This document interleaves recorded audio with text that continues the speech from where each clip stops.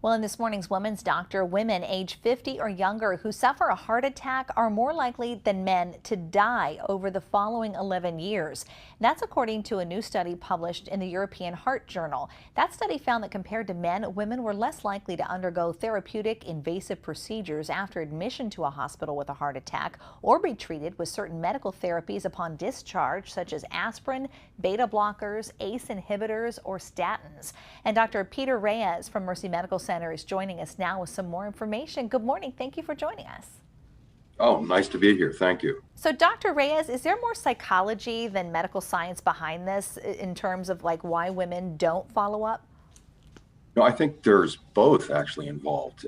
When women present with heart attacks, they don't always present with the classic EKG presentation, which is more obvious for a heart attack. They present with the heart attacks that we call them non-STEMIs, which aren't very obvious by EKG. So the therapy at that point might change. All right. Also, Yeah, go ahead. oh, sorry. Also, women might present with less characteristic or different signs and symptoms. Yes, they present with chest pain, but they also might present with shortness of breath, palpitations, jaw pain, arm pain. So there is a slight variation.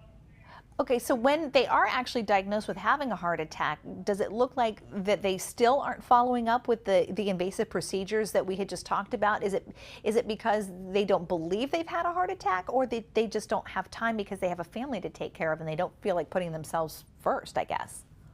Well, no, I think both are involved. If it's not the classic heart attack, you down a different therapeutic avenue, and also women and might misdiagnose it themselves as anxiety or stress, and that's been proven in previous studies as well.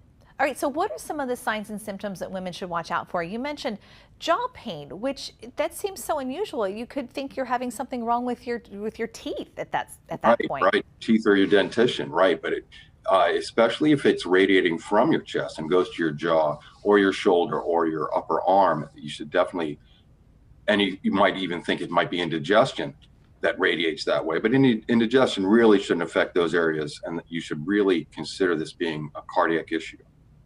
And this might seem like such a ridiculous question, and I apologize for asking it, but I have always wondered, why are the symptoms so different for women than they are for men? And we don't know that answer, which has been a mystery. And that's why these studies are very important, because previous studies didn't really look at the sex differences in the presentation. And this is great that they are actually looking into this. And there are studies in the pipeline now that hopefully will bring that to light and elucidate this more.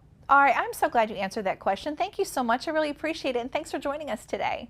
Oh, thanks for having me. You're very welcome. And if you have any other questions or you'd like a referral, just call 1-800-MD-MERCY. We'll stay.